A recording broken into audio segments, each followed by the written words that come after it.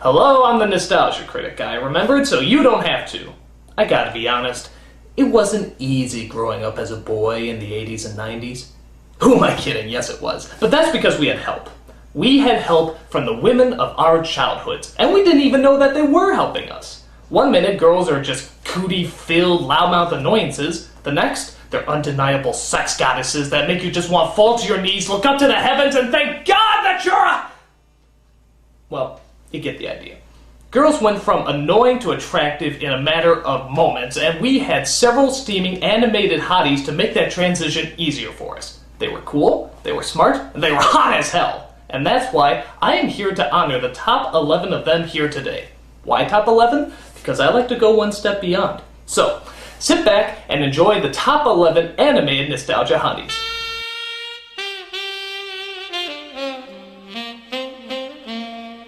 Number 11.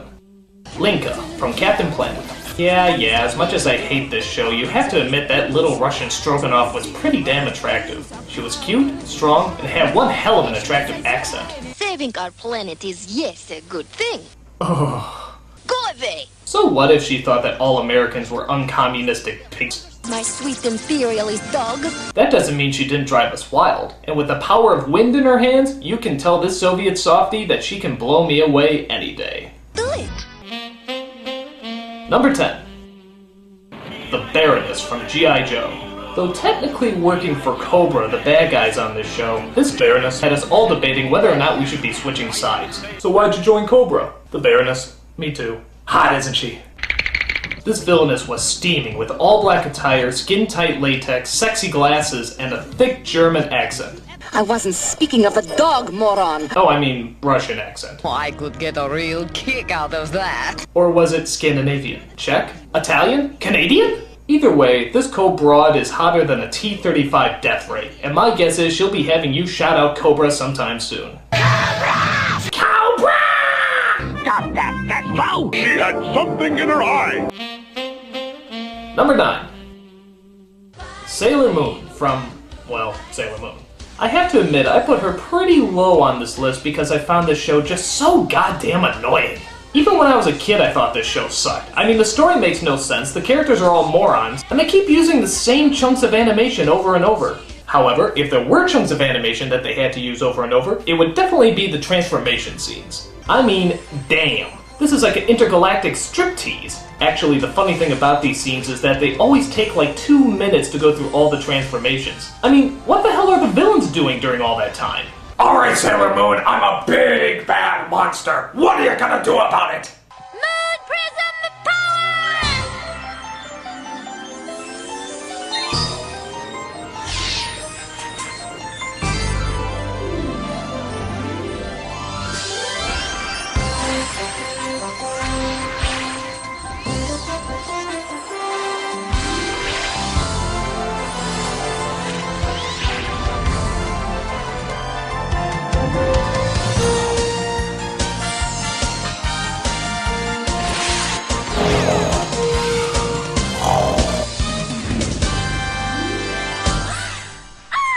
Nevertheless, you can't argue with good Japanese animation and their ability to put women in skirts that are so short they give new meaning to the term moon power. Sailor Moon, from anime to animated. Number 8. Harley Quinn from Batman. Of all the characters in the world, you'd think the Joker would be the last person who would need a sidekick. But when one of the writers suggested that one of the Joker's henchmen should be replaced with a henchwoman, instant history was made. And thus, Harley Quinn was born, an energetic, totally psychotic airhead who had the hots for the Joker, aka Puddin'.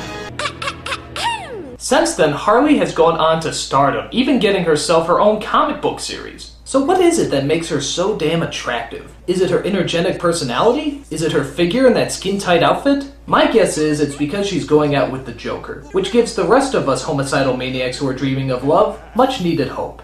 Do tell! There's no doubt about it. Harley Quinn gives new meaning to the term crazy love. You're really sick, you know that, boss? Number 7.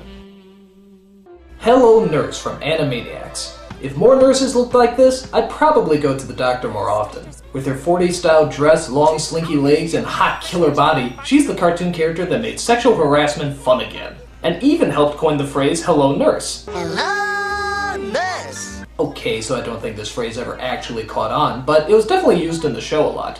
She was always the object of Yakko and Wacko's affection, which always left Dot with, okay, that's kind of creepy. Disgusting. Hello Nurse, she's every patient's dream come true. Boys. Number 6. Chitara from Thundercats. If Angelina Jolie and Chester Cheetah ever had a kid, chances are she looked something like this. Faster than lightning and just as hot, Cheetah was just as exotic as she was erotic. And trust me when I say she gave new meaning to the term, fast pussy. Oh, come on, I had to! She was fierce, dominant, and made the Roadrunner look like a handicapped turtle. Chitara. If she doesn't make your sword grow, nothing will. Easy for you to say. Number 5. Daphne from Scooby-Doo. Talk about a character who did absolutely nothing. She never solved any mysteries, never found any clues, but goddamn could she wear that purple dress. So what if she has the personality of a hairspray can? She was the only thing in Scooby-Doo that was appealing to look at. I mean, think about it. Velma's a lesbo, Shaggy's a stoner, Scooby's a dog, and Fred, well, I just don't trust anyone that wears an orange neckerchief, and I don't think you should either. Daphne was the only character that you actually look forward to seeing. She was colorful, polite, and of course, hot as lava. Daphne. She may not have a clue, but I'm sure she has several restraining orders. You shouldn't believe everything you read. Number 4.